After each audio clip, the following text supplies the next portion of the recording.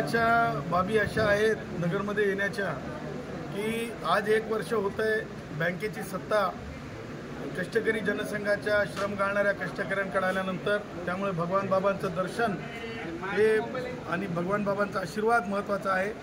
त्याचबरोबर लोकनेते गोपीनाथरावजी मुंडे साहेब यांच्या प्रेरणेने जनसंघ जे कार्य करत असते त्या निमित्तानं आज ओबीसी वंजारी युवकांशी संवाद सभा आहे आणि या कार्यक्रमाच्या निमित्तानं आज या पावन नगरीमध्ये आलेलो आहे। आपण भगवान गडावर पण जाणार आहोत, तिथे काही साकडे घालणार आहोत। भगवान गडावर जाणार आहे, साकडे घालणार आहे आणि भगवान बाबांना म्हणणार आहे की विखे पाटील असोत की विखे पाटलासारखे जे कोणी असोत, ज्यांनी गाजर गवतासारखा जे विचार असतो जो कधी वाढवला जाऊ शकत नाही, ज्यांनी हे वाढवला मागच्या काळामध्ये, मग तो जरंग्याच्या निमित्तानं असेल, ज्याच्यामुळे आज जरंग्या जे म्हणत आहे जिथे डॉक्टर आंबेडकरांनी इनहेलेशन ऑफ कास्ट सांगितलं, मात्र हा जरंग्या काय बोलत आहे आता की म्हणे जात नष्ट करायला आली। अरे जरंग्या, भारतीय संविधान वाच, इनहेलेशन ऑफ कास्ट वाच,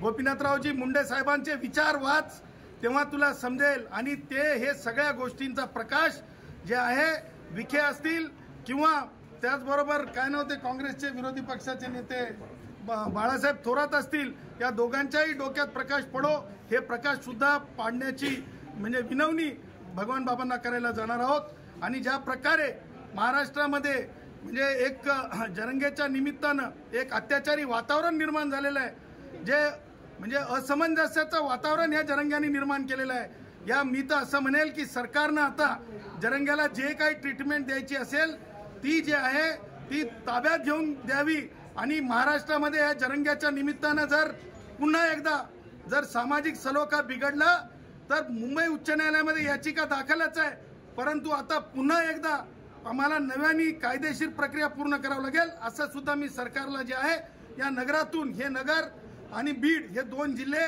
खूप होरपळून गेलेले आहेत, पळून गेलेले आहेत, या निमित्तानं मी सरकारला विनवणी करेन। एकीकडे दुही वाढत चालली आहे, यासाठी कोणीच प्रयत्न करताना दिसत नाही। प्रत्येक जण जातीच्या नावावर दुहेरीकरण करते समाजामध्ये। हे याचा कुठेतरी पाऊल उचलणार का तुम्ही की ठीक आहे आता झालंय पण कुठेतरी एकत्र यायला पाहिजे, कारण संपूर्ण भारत हा हिंदुस्थान आहे, हिंदू राष्ट्र भारतामध्ये हिंदू ही भावना आहे, जात ही भावना नाही आहे। हिंदुत्व ही भावना आहे, ही जात ही भावना नाही आहे। दुसऱ्या म्हणजे सीमेपारच्या लोकांना असं वाटतंय की अमुक वर्ल्ड बनाएंगे, हिंदू भाऊ नेहमी सगळ्यांना सोबत घेऊन चालतो, तो भारताच्या संविधानावर विश्वास करतो। आज आपण म्हणत आहात सलोखा म्हणजे काय? सलोखा म्हणजे काय? संविधानाला तिलांजली द्यायची, संविधानाला निकाली काढायचं का? संविधान संमत जर नसेल तर आरक्षणाचं गलिच्छ राजकारण करू दिलं जाणार नाही। गलिच्छ राजकारण महाराष्ट्रात चालू दिलं जाणार नाही। राष्ट्रवादी काँग्रेसचे वयोवृद्ध पुढारी शरद पवार असतील किंवा उद्धव असेल, त्यांनी खुशाल आपले सगळ्या गोष्टी कराव्यात। आणि जरंगे, तुला मी सांगत आहे, हे असे हात आहे ना, हे हात नाही, हे हे हे हे तयार आहोत, संविधानाच्या भाषेने तयार आहोत। आमची जी ताकद आहे ती संविधान आहे। तुझी जी ताकद आहे, ती जी ताकद तू दाखवतोस ना ती अत्याचाराची आहे, आमची जी ताकद आहे ना ही संविधानाची ताकद आहे। संविधानाच्या नावाने त्या ताकदीने आम्ही मांड्या थोपटतो।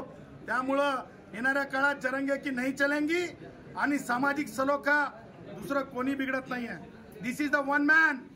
हे असा माणूस आहे की समाजात नुसती तेढ निर्माण करत नाही आहे, तर संविधानाला सुद्धा एका बाजूला हरताळ फासण्याचं काम, इनहेलेशन ऑफ कास्ट आपण बघितलं असं डॉक्टर आंबेडकरांचं पुस्तक आहे। आज हा काय सांगतो विखेंना संदर्भ देत, आज तुमच्या चॅनलच्या बातम्यांमध्ये की जात संपवायला निघालेत। अरे इनहेलेशन ऑफ कास्ट जो वाचेल त्याला समजेल, हा वाचलेलाच नाहीये। हा मी मागेच म्हणालो होतो तसं बॉल असतो, त्या बॉल प्रमाणे हा गोल गोल गोल तिकडून जे फीड केलं जातंय तिकडून जसं गुगली टाकतो, स्ट्रेट टाकतो, हाफ क्रीज टाकतो, असा हा त्यांचा खेळाडू आहे। आणि खेळाडूची संविधानासमोर खेळापुरती चालते, संविधान बदलण्यासाठी चालत नाही।